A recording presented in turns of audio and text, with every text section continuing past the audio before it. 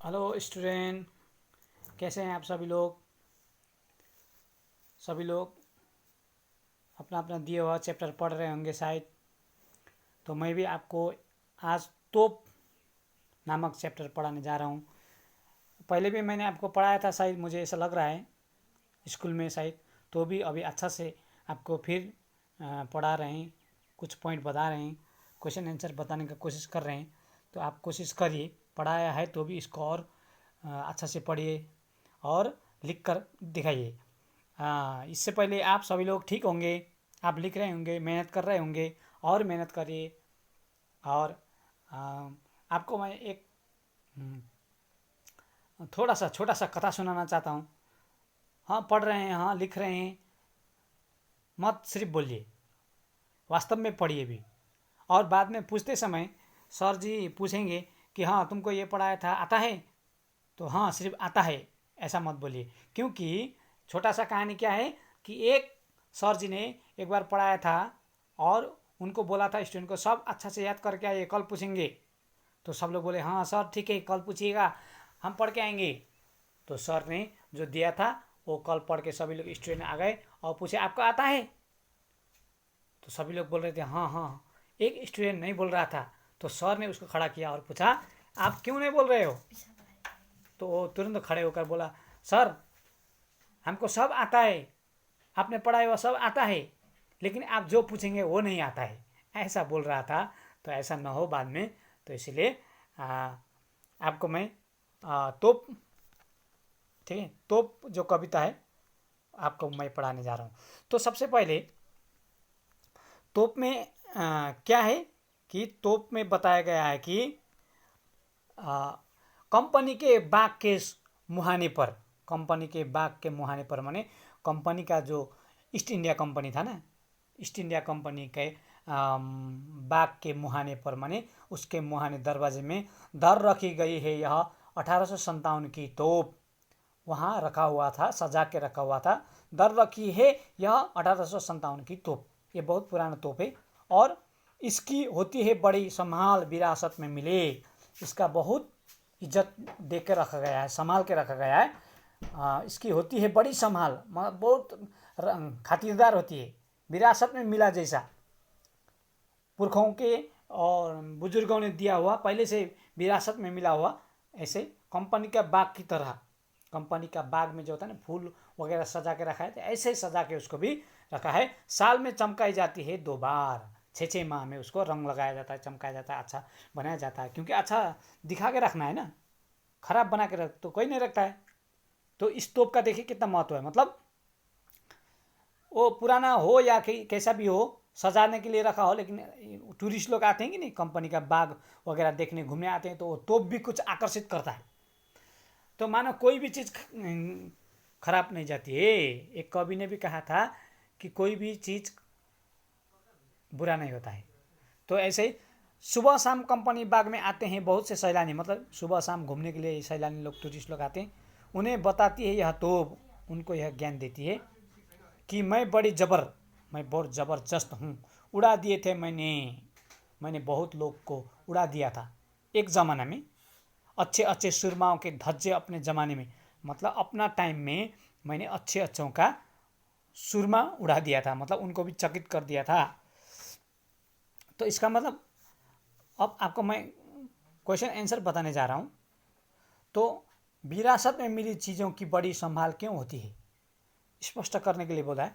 तो विरासत में मिली चीज़ों की बड़ी संभाल इसलिए होती है क्योंकि वे हमारे पूर्वजों व बीते समय की होती है। पूर्वज ने दिया हुआ होता है या पुराने ज़माना का बीता हुआ समय का चीज़ होता है, इसलिए उसको विरासत में मिला हुआ बोलकर संभाल कर रखते हैं, होती है। इनसे हमारा क्या होता है, भावनात्मक संबंध होता है, इसीलिए इन्हें अमूल्य माना जाता है। ये तात्कालिक परिस्थितियों की जानकारी के साथ साथ दिशा निर्देश भी देता है, इसीलिए इन्हें संभाल कर रखा जाता है। अभी का तत्कालिक परिस्थितियों के विषय में जानकारी भी देता है, निर्देशन भी देता है, दिशा निर्देश माने ज्ञान भी देता है। इसलिए इन्हें संभाल कर रखा जाता है ताकि हमारे बच्चों के भविष्य निर्माण का आधार मजबूत बन सके।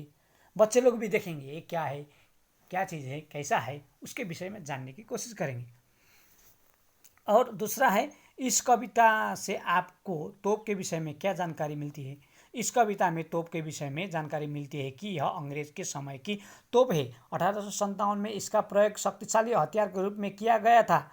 अनगिनत शूरवीरों को मार गिराया था क्योंकि इसका प्रयोग अंग्रेज द्वारा हुआ था। अंग्रेजों ने इसको किया था ना, क्योंकि अच्छा तोप था, अंग्रेज इसका इस्तेमाल करते थे। आखिरकार अब इस तोप को मुंह बंद करना पड़ा, मतलब इसका रिटायर हो गया है। आखिरकार इस तोप को मुंह बंद करना पड़ा।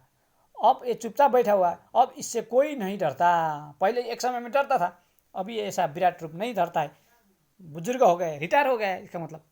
तो इसीलिए अब यह केवल खिलौनों का मात्र है। चिड़िया इस पर अपना घोंसला बना रही है। अब खेलने का, देखने का, खिलौने का नज़ारा सिर्फ है। चिड़िया इस पर घर बनाता है। घोंसला माने घर बनाता है, बैठता है, हकता है, मुकता है, उसमें बच्चे खेलते हैं। यह तोप हमें बताती है कि कोई कितना शक्तिशाली क्यों न हो, एक न एक दिन उसे धराशायी होना ही पड़ता है। तो ये तोप हमें ये भी ज्ञान देता है कि आदमी धन से हो, दौलत से हो, रूप से हो, किसी से भी हो, घमंड न हो। कितना भी बड़ा हो, कितना भी बलशाली हो, कितना भी बड़ा आदमी हो, एक दिन न एक दिन क्या हो जाता है, इस तोप के तरह हो जाता है। मतलब हमारे अहंकार को चूर करने का ये ज्ञान भी देता है। दूसरा अब आपको तीसरा पंक्ति में बताया है, अब तो बहरहाल छोटे लड़कों की घुड़सवारी से अगर यह फारिग हो तो उसके ऊपर बैठकर चिड़िया ही अक्सर करती है गपशप।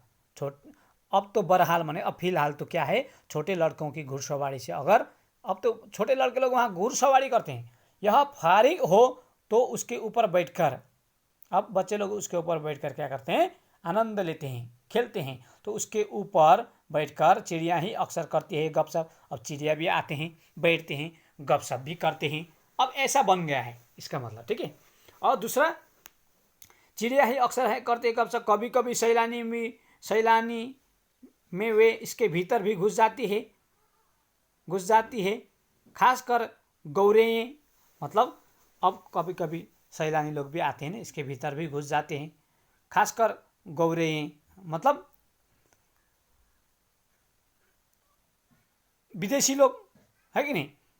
ये बताती है कि दरअसल कितनी भी बड़ी तोप एक दिन तो होना ही है इसका मुंह बंद। मतलब अब सैलानी लोग आते हैं, इसके भीतर घुस जाते हैं, खेलते हैं।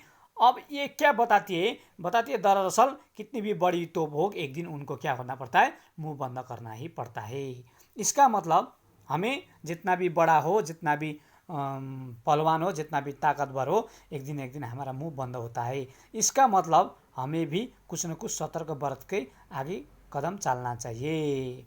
अब इसका अर्थ क्या होता है, हम आपको तीसरे नंबर में ले जाके बताते हैं। अब बहरहाल भी हो गया, ठीक है।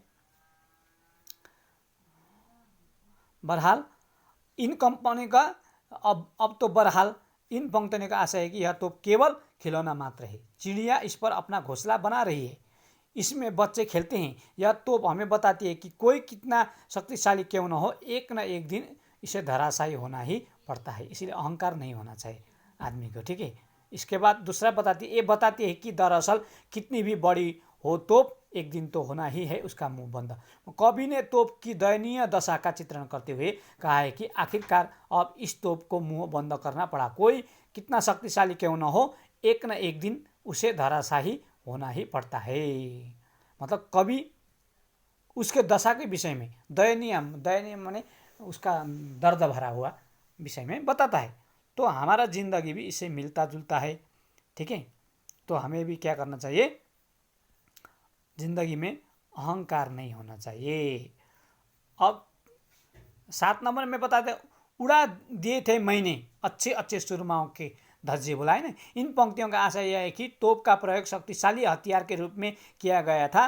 अनगिनत शूरवीरों को मार गिराया था इसने, क्योंकि इसका प्रयोग अंग्रेज द्वारा हुआ था। अंग्रेज लोग इसका प्रयोग किया था। आखिरकार अब इस तोप को मुंह बंद करना पड़ा। अब इससे कोई नहीं डरता। अब यह केवल खिलौना मात्र है। चिड़िया इस पर अपना घोंसला बना रही है, इसमें बच्चे खेलते हैं। अत्याचारी शक्ति चाहे कितनी भी बड़ी क्यों न हो, अत्याचारी शक्ति चाहे कितना भी बड़ी क्यों न हो, पर उसका अंत्य अवश्य होता है। मतलब शत्रु या अत्याचारी जो भी होता है ना, जैसे रावण था अत्याचारी, उसके में घमंड था, तो क्यों न हो वो शक्तिशाली अत्याचारी कितना क्यों बड़ा ना हो, उसका अंत्य अवश्य होता है। देखिए, संसार में जो आया है ना उसका अंत होता है, इसलिए जन्म लिया है तो मरेगा ही मरेगा, इसलिए अहंकार नहीं होना चाहिए।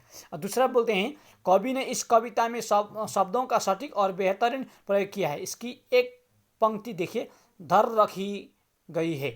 यह 1857 की तोप धर शब्द देशज है और कवि ने इसका अर्थों में प्रयोग किया है, रखना, धरोहर और संचय के रूप में। उत्तर क्या है? अन्य उदाहरण, खरा सोना मजबूत होता है, वह मेरी कसौटी पर खरा उतरा। तो ये शब्द को देहाती शब्द देशज, देशज है, और देशज माने देश के विषय में ना। धर शब्द देशज है और कवि ने इसका कई अर्थों में प्रयोग किया है, रखना, धरोहर, धरोहर माने पुराना संपत्ति, संचय के रूप में, संचय माने संभाल के रखना। तो उत्तर अन्य उदाहरण। और दूसरा उदाहरण भी यहाँ दिखा है, खरा, खरा माने सही होना, खरा उतरना बोलते हैं ना। खरा सोना मजबूत होता है, सोना भी खरा मजबूत होता है, इसलिए वह मेरी कसौटी पर खरा उतरा, वो मेरे कसौटी में बराबर उतरा है, अच्छी तरह से उतरा, सही तरह से उतरा, ऐसा कवि बोलना चाहता है।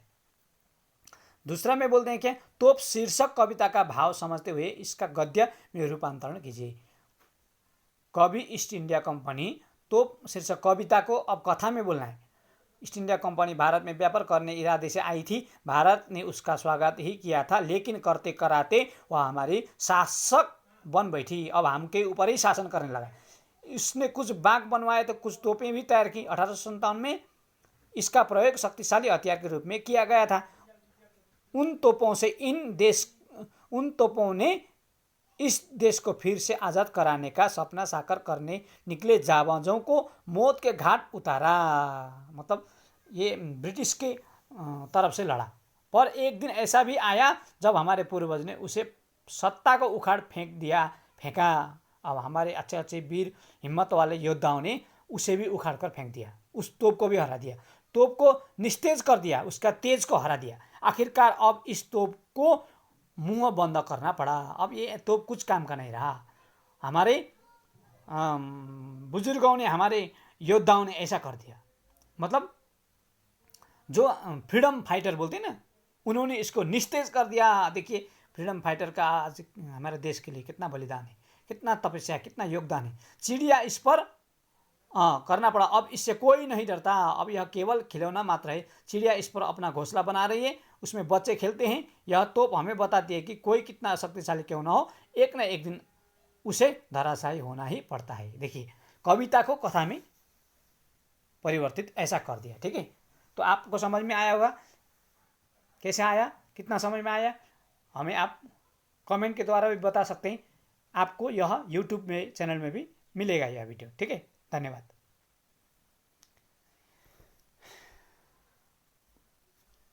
जय भारत।